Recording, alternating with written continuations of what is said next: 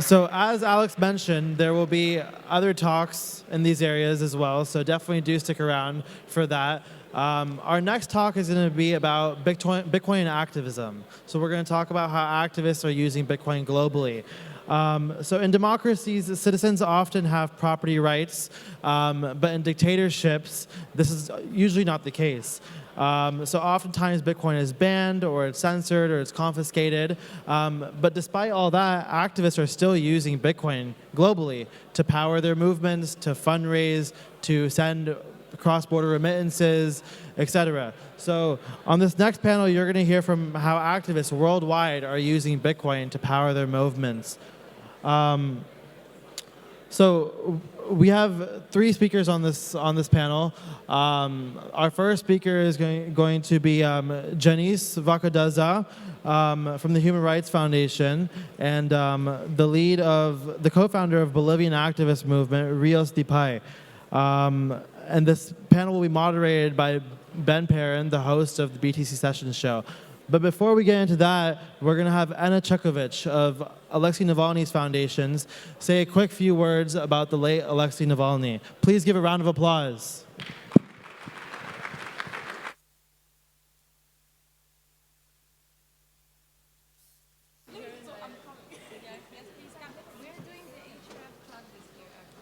Hello, everyone.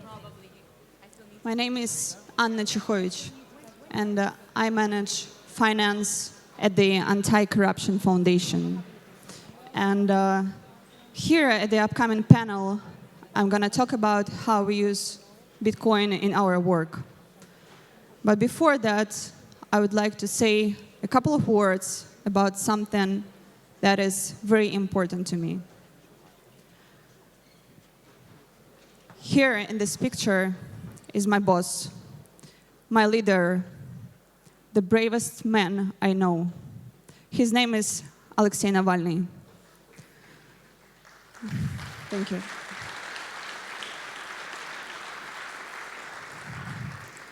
For 7 years, I was privileged of working alongside him. But he wasn't just my colleague.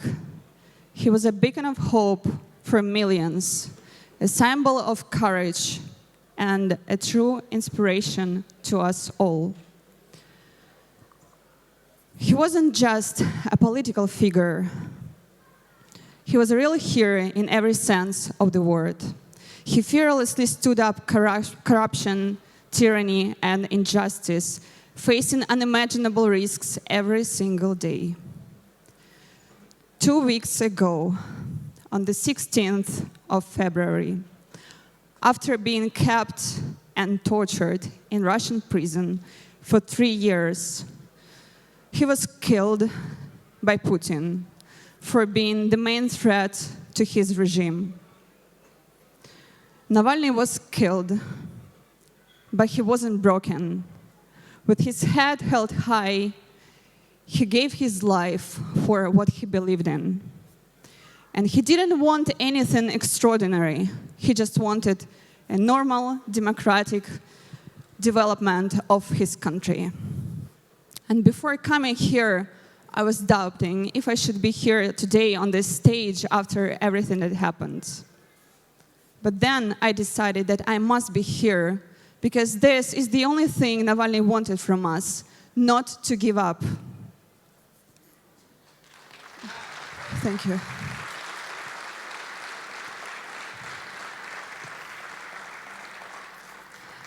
These are the words Navalny liked to quote.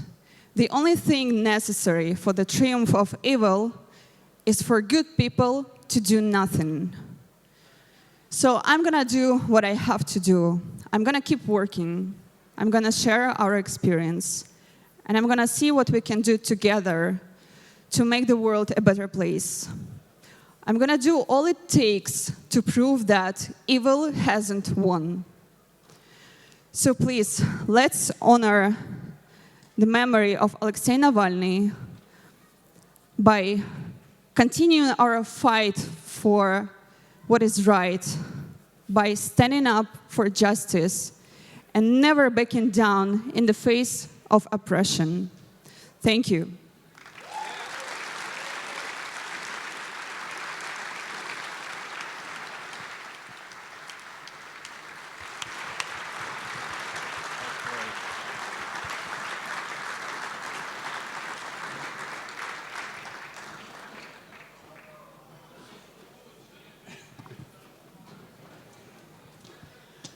Hello, everyone. My name is Ben, and I'm going to be, I suppose, moderating this panel. But I'm just going to keep it with Anna here, and she's going to chat a little bit about her experiences, and then we'll toss it down the line to Jhanisse, and I'll let them tell their stories, and then we'll have a discussion in which you guys can partake. So, Anna, continue. Thank you, Ben. So the Anti-Corruption Foundation was established in 2011 in Moscow by the leader of Russian opposition, Alexei Navalny.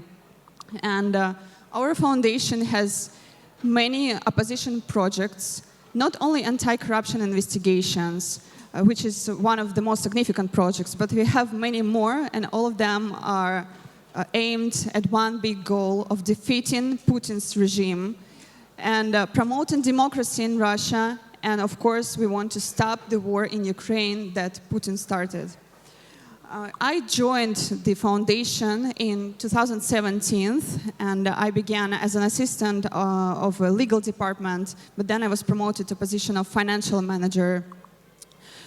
So while working in Russia, our foundation faced many different kinds of attacks from the government because they tried everything they could to stop us, starting from fabricated criminal cases, political threats, physical attacks, police raids, and even assassination attempts.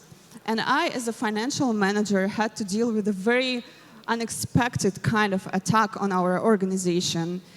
The Russian government used the banking system as a tool of oppression against our organization, because they quickly realized that depriving us from access to money is like to deprive us from oxygen.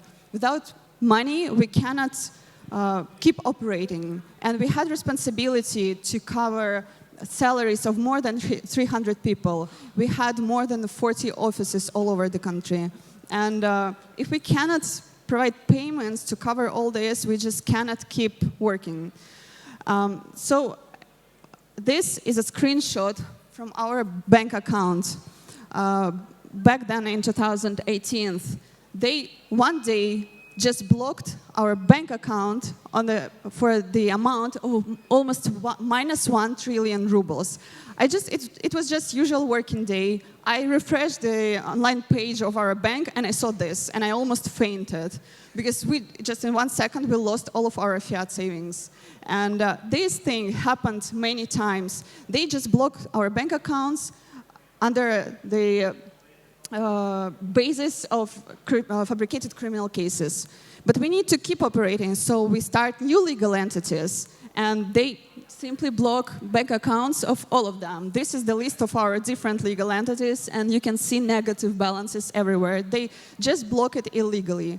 And after trying this, and they see that they fail, that we open new legal entities, we open new bank accounts, they blocked bank accounts of our employees, and the most ridiculous moment they blocked bank accounts of Alexei Navalny and his family members, because he was never our employee. He never received any money from our organizations, so they just illegally blocked their bank accounts for no reason, just for fighting against Putin. That's why our foundation began using Bitcoin back in 2016, because already at that time it was clear that the banking system in Russia is fully controlled by the regime, fully transparent to the regime, and we always relied on Bitcoin as a plan B. Every time when they blocked our bank accounts, we could keep operating because we had some savings in Bitcoin. In 2020, Alexei Navalny was poisoned and he survived. But after that, he was imprisoned, and our foundation was labeled as an extremist organization, which means that we became completely illegal on the territory of Russia.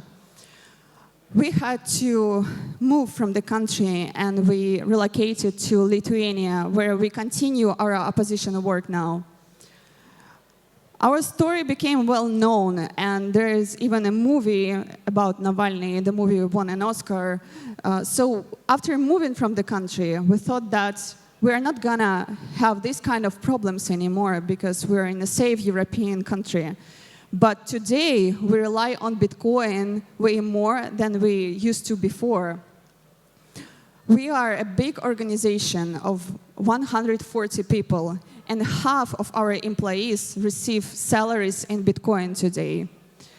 Also, we make many payments in Bitcoin because since Putin invaded Ukraine, Russia is under financial sanctions, and the entire country is cut off from the global financial system. We cannot make any payments to Russia, but we have responsibilities to support political prisoners, their families, activists who fight against the regime inside the country, to cover their advocates. We cannot make any payment with fiat to Russia. That's why we use Bitcoin to make payments to the country. And as an NGO, as a non-profit organization, we only rely on donations. Donations is our only source of income. And since Russia is cut off from the financial system, we lost the entire country of donors. Russians are our target audience, and we cannot receive any fiat donations from them. So today, we are responsible to teach the entire country how to use Bitcoin, how to operate with it, how to provide payments safely. It's very important because for donating to us, to so-called extremist organization, if you're Russian, you face imprisonment for that. So we are responsible to provide a safe way of donations to our donors. That's why we decided to get rid of a static Bitcoin address, and this is a tool on our website which allows our donors to provide donations with a Bitcoin address generator. So every donor gets a new Bitcoin address every time, and we use a mixer with a coin join, so the Russian government cannot track donations of our donors. It's very, thank you.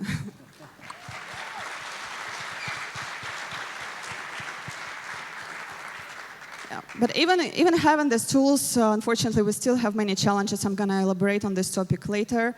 But my main point is that we rely on Bitcoin a lot on a daily basis, and I can say that monthly, we provide payments worth of 100,000 euro in Bitcoin.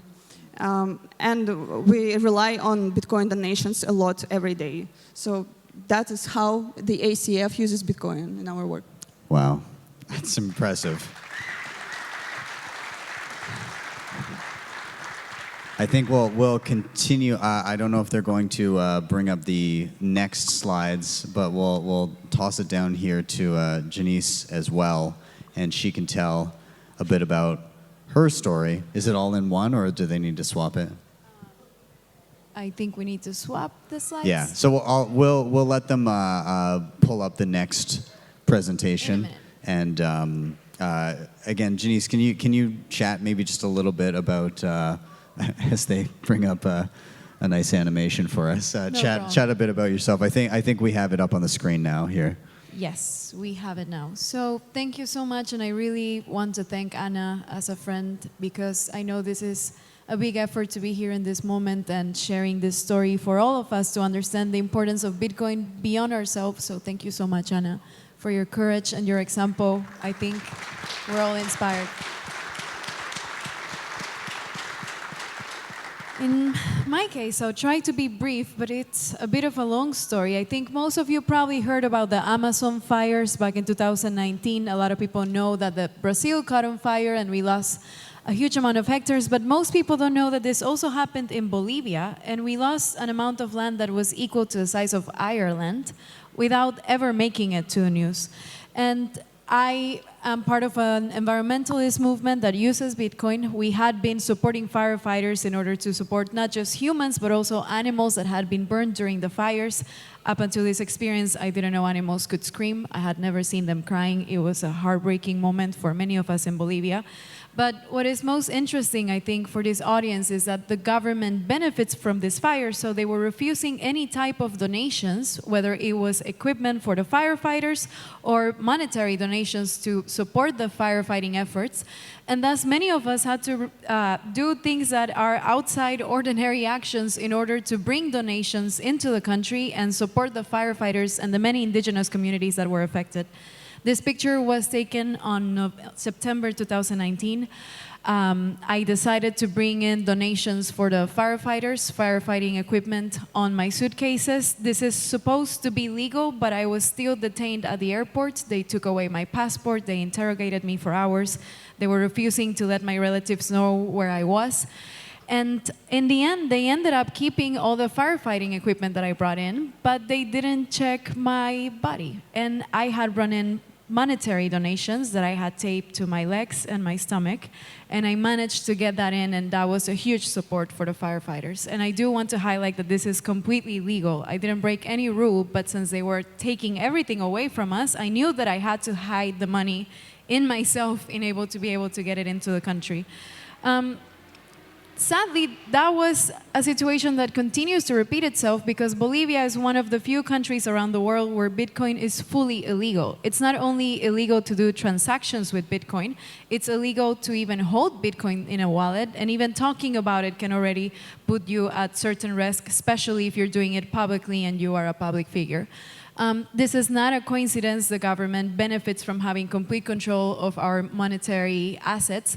And that is why I am incredibly proud to work at the Human Rights Foundation. Under the leadership of Alexei, we have been supporting activists around the world, not just in my country, but in several other countries that have been using Bitcoin for good, that have been using Bitcoin for reasons larger than simply savings or small exchanges.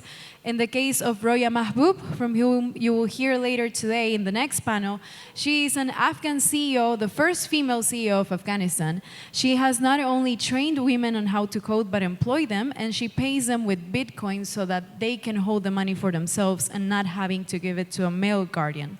In the case of Nigeria, we have the Feminist Coalition who fundraised thousands of dollars in Bitcoin in order to buy protest equipment, in order to support the efforts of the people that were helping injured people by police repression. And in the case of Belarus, I think some of you have heard about this, a lot of the protests and civil disobedience and worker strikes were sustained thanks to Bitcoin donations. So there is a lot that can be done with Bitcoin. I think we still have a lot to do. I would love to see many more organizations and not just HRF focusing on this specifically. And with that also come several challenges, some of which I'm sure we will discuss. But my main message to you is that we have to transcend personal use when we talk about Bitcoin. We have to understand that this is probably the most powerful tool we have to advocate for freedom and advocacy in other countries. But it's not legal to talk about this in authoritarian countries. So it's on us, those of us that live in democracies, to do this work and to bring the education necessary where it's needed. Awesome.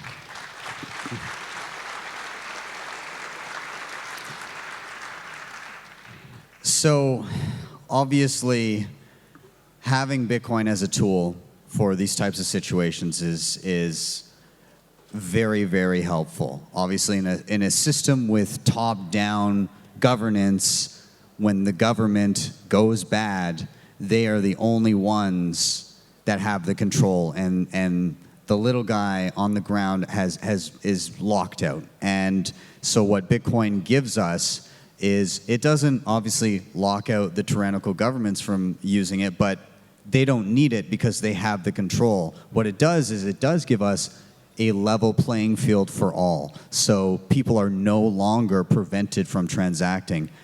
However, it doesn't solve every problem. There are plenty of problems to be dealt with on the ground once you do get Bitcoin. So maybe I'll start with Anna.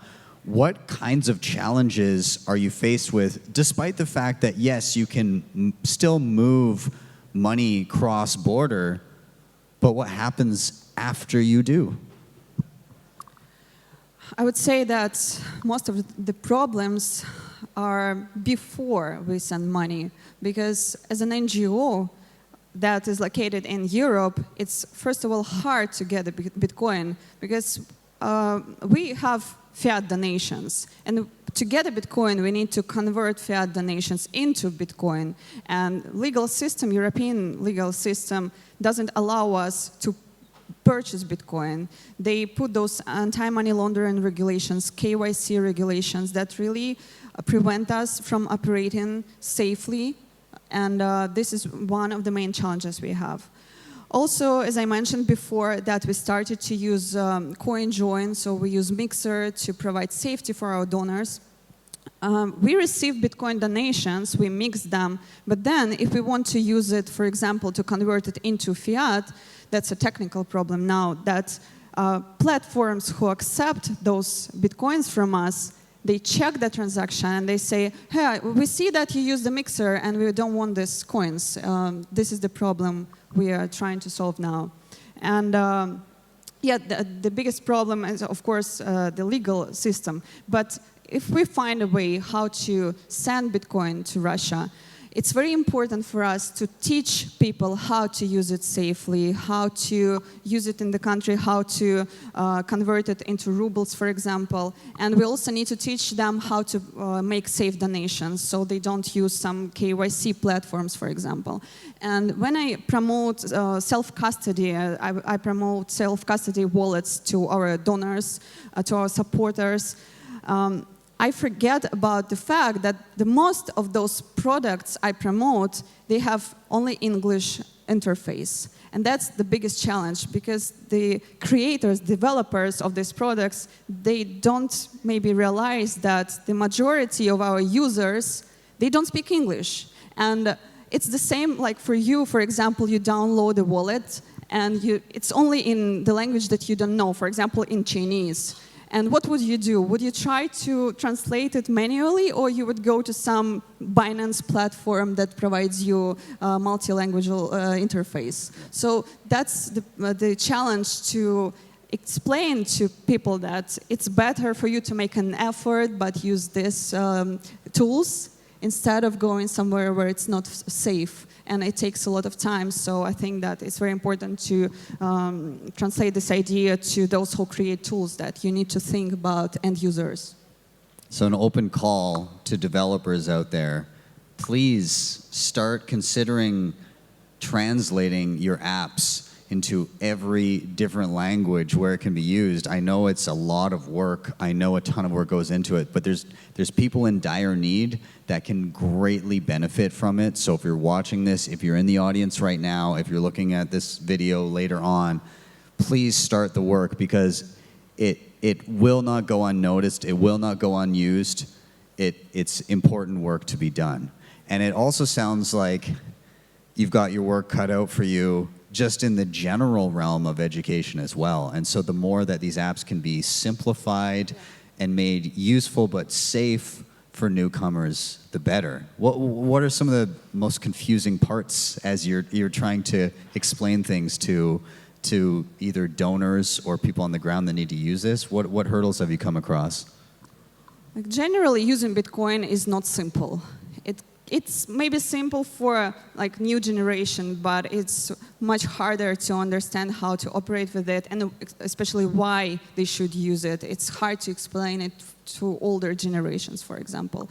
So the entire thing is already complicated, so we need to simplify it. And I had a task from my team to write a manual for our users on how to use Bitcoin and how to make donations to us. And they asked me, like, make very short manual for our donors, like 1 or 2 pages.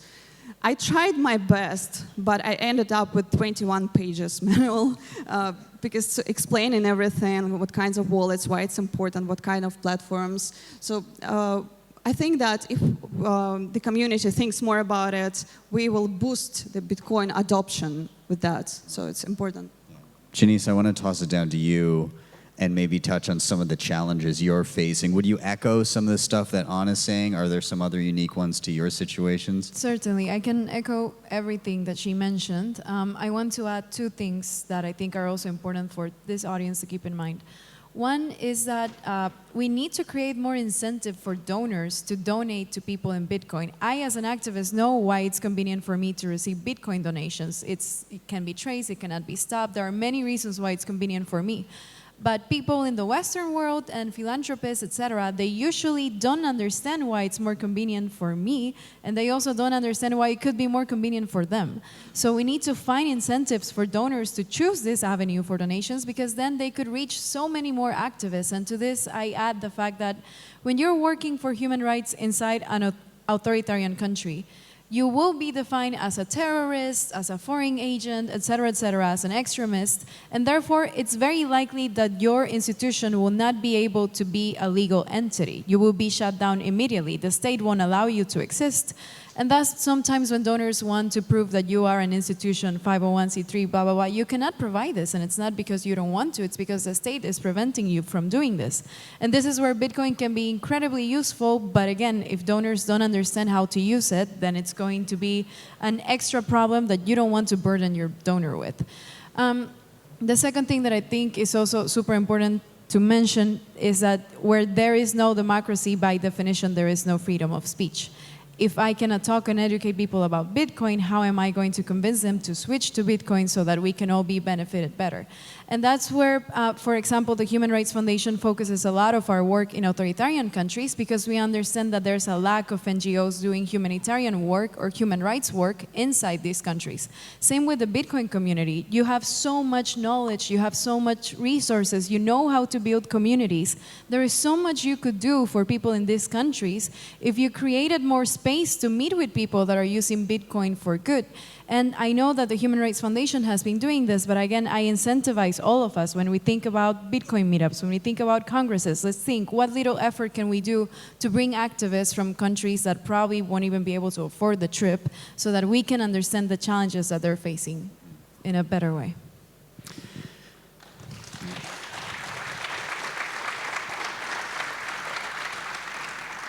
Now, I maybe want to take a moment, something earlier, Anna, that you said in and around, you changed how you guys were accepting donations prior, and there was worry around, the safety of donors, and so you started utilizing CoinJoin, which can help obfuscate the source of funds, and it's a great tool, but it can also result in problems after the fact, because entities, when you're trying to actually use the coins later on, some entities are saying, well, we don't want to use those types of coins. They look at the history of them, and obviously this is a problem that needs to be dealt with. You address one problem and a new one pops up, and so I know that there's limited things that you can say, but you're actively navigating kind of these waters for the first time. Have you come across solutions as of yet? Is it just, are you still trying to figure out how to navigate that? Are you thinking of stepping away from it? What's the current state of things? Yeah, it's a good question, and I was gonna find out here, maybe to find someone who would be eager discussing it with me, because we don't know and we're looking for a solution. But I think it's not a big deal for now, because we don't often have to convert Bitcoin into fiat. It's the opposite. Usually we need more Bitcoin than fiat, because now more and more people in our organization want to receive salaries in Bitcoin. We make more and more payments in Bitcoin. And like recently, I mean, I don't want to, I don't believe that I'm saying this, but even like a couple of days ago when we were having dinner with you, so you could see that I was transferring Bitcoin to make payment for Navalny's funeral. So because people are so scared to receive any money from us, so even for the funeral, for some services, I had to pay with Bitcoin because everyone is scared. So yeah, we have a lot of use for Bitcoin today, but when it comes to converting money from mixers, it's a big deal. It's a problem, and we will have to find a solution. But as far as I understand, there are some technical solutions, or we will have to use Lightning donations. But it means that we'll have to add 2 more pages to the manual I already made, like 21 pages. It will be even longer to explain what is Lightning and why it's important. So we need to find a way how to make it simpler. And I hope that if anyone has ideas, please, after the panel, I will be happy to discuss it. Yes. It's not, as you said, it's often not just converting from Bitcoin to fiat on your end, but obviously, once people on the ground receive Bitcoin, it's a challenge to figure out, okay, it's different in every single locale. What the hell do I do with it once it gets there? Like, Jhanisse, I'm sure you've experienced this. And this is also why I hope developers keep in mind the aspect of security. I know some wallets have an emergency option where if you type in a certain number or do something specific, then the wallet is going to hide itself, or you can have auto-deleting messages. But this shouldn't be some of them. This should be all of them, because when you are arrested and they want to find something, and they'll find anything to arrest you for, just having a wallet, in my case, could be enough. But it would be useful to have these little considerations about security built into how we create the wallets, how we create the apps, because that will save, it could literally save someone's life. And it's only a couple extra steps, or many steps probably, for developers. I don't want to say that it's easy, because I wouldn't be able to do it.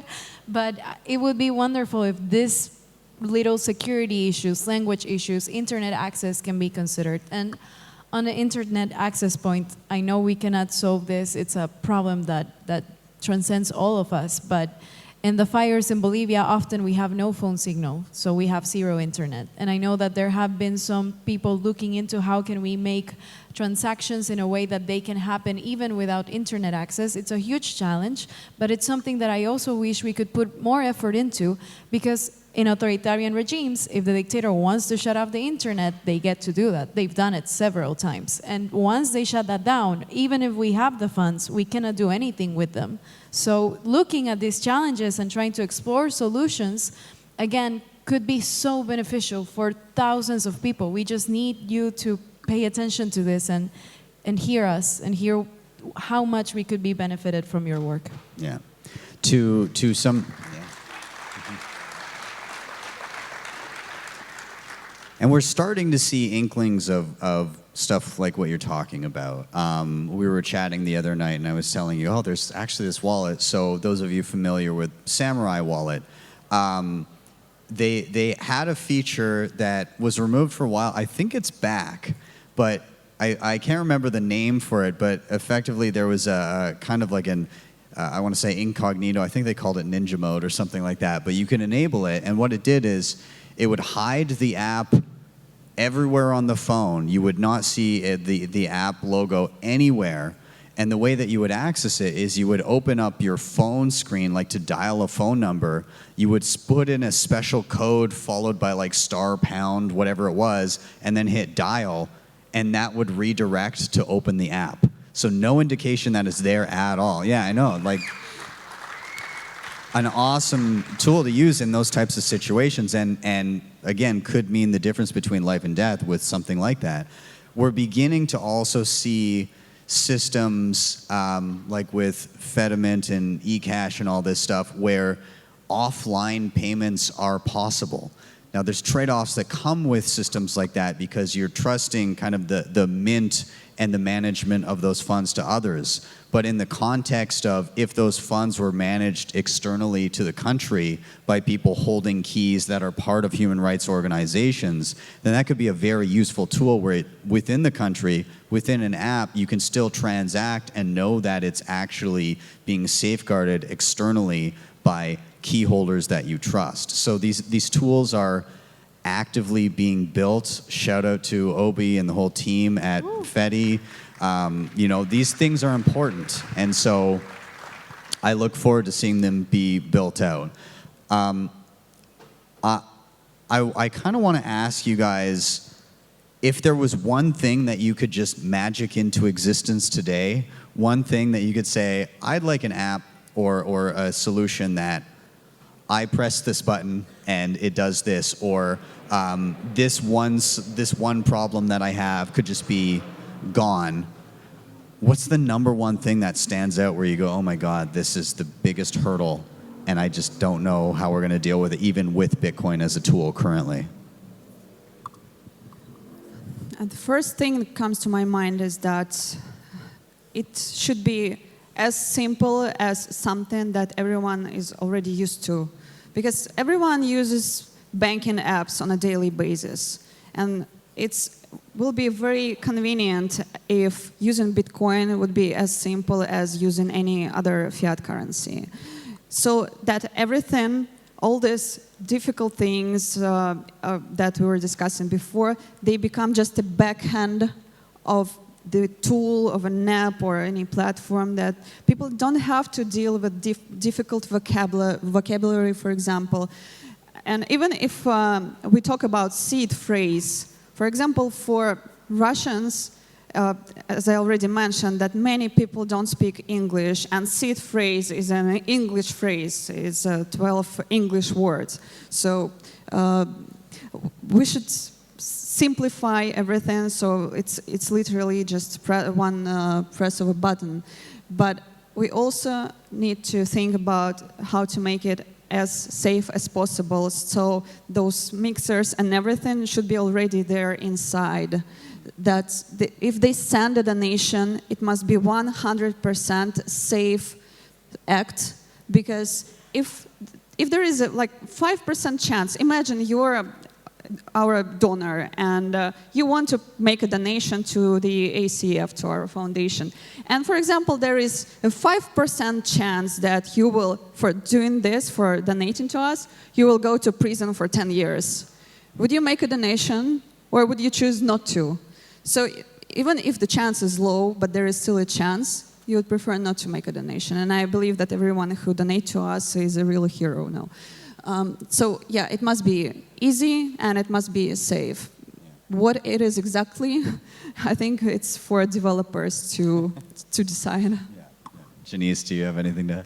Great.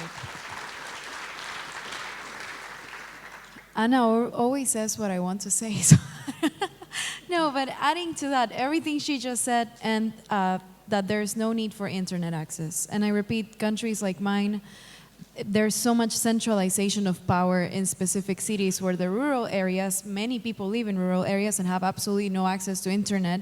And again, if they have access to internet or to phone signal, if the government wants to, they can shut it down because they own all our companies that provide phone service.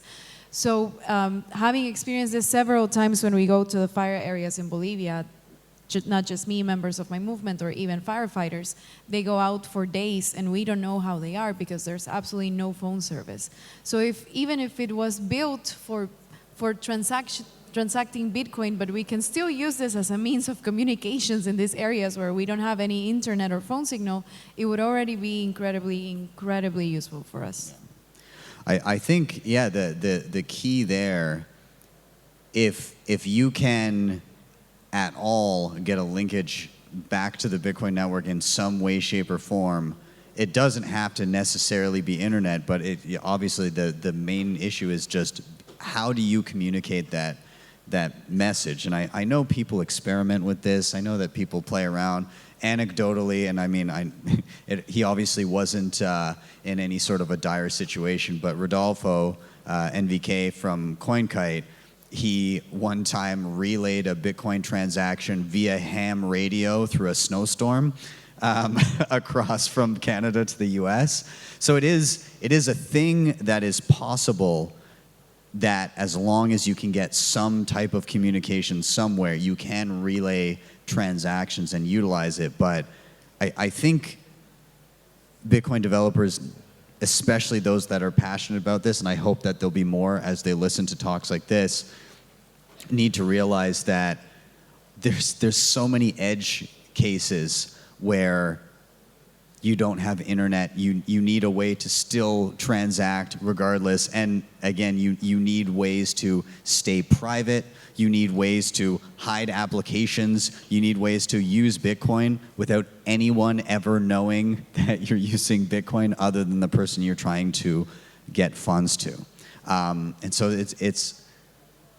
it's a big ask. It's a big ask. I know that a lot of people come here and it's fun to celebrate Bitcoin and get excited. We're all, like techie excited people in and around this. But there's really people that need this, and it's important that we do, to quote Odell, stay humble and realize that, Bitcoin doesn't make the world fixed overnight. It can help, it can be a tool, but the proof of work needs to go in and build these tools. I wanted to hone in a little bit just on maybe what people on the ground need to then do once they receive Bitcoin, in terms of like, what are the actual needs? When you're sending Bitcoin to somebody, are they just like feeding themselves? Are they trying to go out and get resources for particular, like how is this working? And I know the answer is in many ways, but what are some of the practical uses once people get money into the country? What are you trying to do with it? In Russian case, I think the majority in Russia prefers to use P2P services, P2P platforms, simply convert Bitcoin into rubles and just operate with that. And most prefer to get cash, because I already told you that there is a surveillance over the banking system and people don't feel safe using bank accounts, so they just convert it into cash mostly. And there are many platforms, there are some Telegram bots, chats, and but today I would say that Putin he really, I mean, it wasn't his goal, of course, but he affected adoption of Bitcoin in Russia, and more people use it because he caused sanctions in the country. So, for example, many Russians who left the country because they want to escape the war, those who live abroad, they don't have any option to send money to their families, for example, and they use Bitcoin, and they have to teach their parents how to receive Bitcoin, how to convert it somehow in the country. So there is a huge need in Bitcoin today. And those who stayed in Russia, but they want to support organizations like they had to very quickly learn how to use Bitcoin, how to buy it. So there are many P2P platforms, exchange platforms, but it's very, very important to educate not to use KYC platforms, especially in cases when they want to support extremist terrorist organizations. And today, the majority of all of them, all free media, all human rights organizations, all human rights defenders, all of them left the country, and we all rely on donations, and we try our best to educate everyone who stayed in the country, so it really boosted the adoption. Yeah, I mean, those peer-to-peer KYC free on and off ramps are incredibly important, and the more optionality that you can get with them. You discussed Telegram groups, places like this where you can, link up with people and transact peer-to-peer.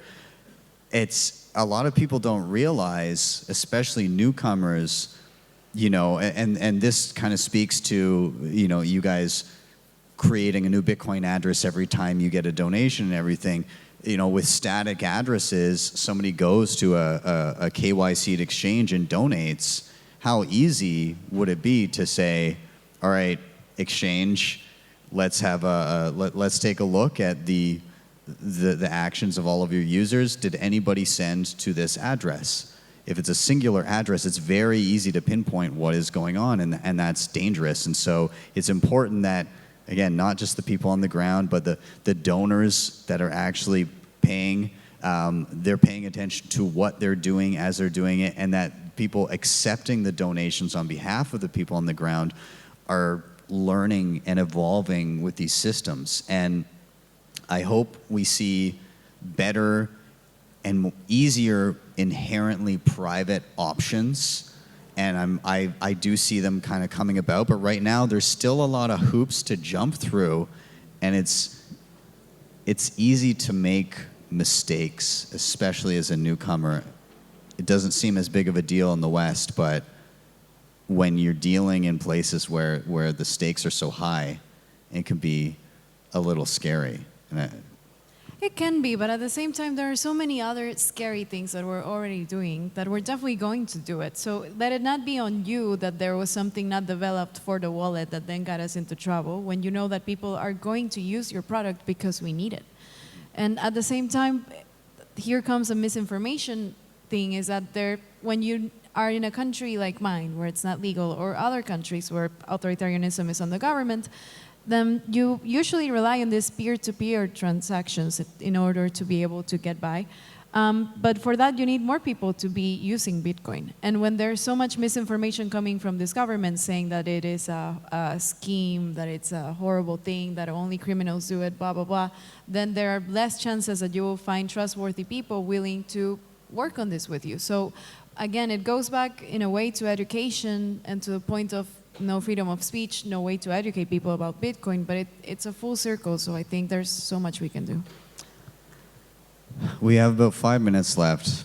I wanted to, if it's okay with you, I wanted to change gears a little bit if you wanted to talk about what you're currently dealing with at home and kind of the situation there, because I think it's important that we shine a light on it, and it's not getting the media coverage it deserves. So if we could, then Jhanisse, please. So I'm going to try to make it fun.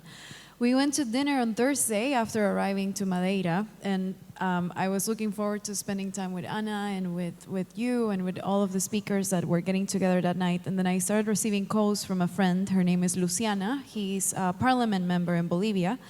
And despite it being rude, I took the call on the table. And Luciana was telling me that she was currently being held hostage at the Legislative Assembly building in La Paz because violent groups had surrounded the building and were trying to force the parliamentarians to approve the Bolivian government getting 7 new loans from international banks that amounted to an amount that we will be in debt for a long, long time to come. And they were resisting, the parliament members were resisting this. They didn't want to do this because we're already going into inflation. The value of the Bolivian peso is currently going down terribly. But they were being held hostage by violent groups that the government hired to go and force them to vote to approve these new loans. So she was requesting that I help her get international coverage because they were scared. The violent groups turned out the lights. They somehow managed to turn off their IDs that they used to get into and out of the parliament building, and they were being threatened to death that they would be burned inside the building if they didn't approve the loans. So I had to step out of dinner, I'm sorry. Doing a couple calls, trying to calm my friend down, reaching out to other international advocates to help me get this on the news. It didn't make it to the news. You probably didn't hear that there was a violent takeover of the Bolivian parliament. And in the end, they did approve the loans. They have been approved, all 7 out of 8 of them. Which again goes back to the point of how important it would be if Bitcoin was something that we could use some more. Because currently Bolivian people are in lines outside of banks. It's impossible to find US dollars in the country. It's even getting harder to find our normal bill, the Bolivian peso. And many people haven't even been able to get their savings out of their banks. They just have lost them. And this usually, it's a financial crisis, but it also leads to a security crisis, a social crisis, a political crisis, a violent one, as we just saw. And actually, my friend Luciana was beaten by different people that evening. She is now in her home. I do a shout out to her. I admire her work and that of parliamentarians in Bolivia that were bravely trying to stop this from happening. But this is also why I have no shame of sitting here and saying that I have a Bitcoin wallet. That the government is already doing horrible things. This shouldn't be illegal. Yeah, wow.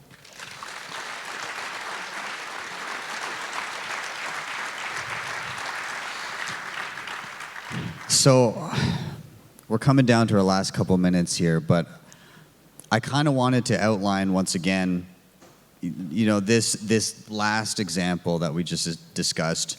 In a way, it gets back to the monetary properties of Bitcoin, but this entire time we've just been discussing the freedom and censorship-resistant properties of Bitcoin. So Bitcoin is many things to many people and is a tool for many different types of problems, and it's not always monetary. And I know that it's in the West, that's our focal point. We've had slightly higher inflation for a little bit, but you guys are really experiencing real major problems that this is beginning to address, but the work doesn't stop just because Bitcoin exists. Much more work needs to be done. So I'm going to leave it to the both of you to have any closing thoughts or requests of the Bitcoin community, the developers, things that could help you in your mission. And I will also say to everybody, please do check out the work that the Human Rights Foundation does so that you can begin to get an understanding of how important these tools are. So Anna, I'll toss it to you, and then Jhanisse. Yeah, I will just say a couple of words. So I think that everyone here understands that Bitcoin really helps us to keep operating. Bitcoin really saves lives. I don't exaggerate. And Bitcoin provides safety because people can get imprisoned if they use anything else, not fiat, any other currency.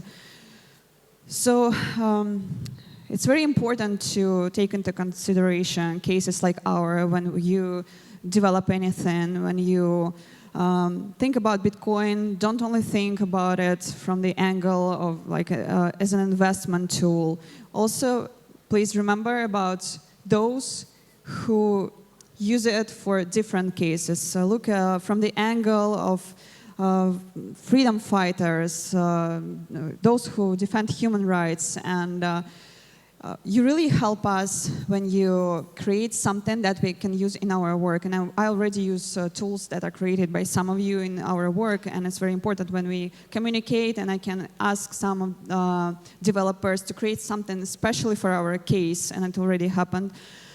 So thank you everyone who understands it and who creates something that provides safety for our people.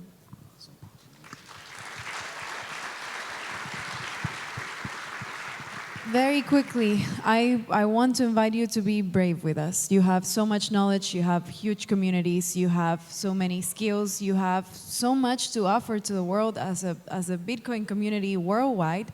And if we mix this with the people who are on the front lines, who are doing this type of work, who are fighting not only for the freedom of their countries, but from stopping authoritarianism, crossing borders, as we've seen with what happened in Ukraine, I think there is so much we can achieve. So please, let's take Bitcoin to the full of its potential. Let's use it for the freedom of the entire world. And for that, we need you to be brave in stepping us and collaborating with us, the crazy people who are willing to be troublemakers in very complicated places. Thank you, everyone. Stick around for the next panel. Thank you, guys.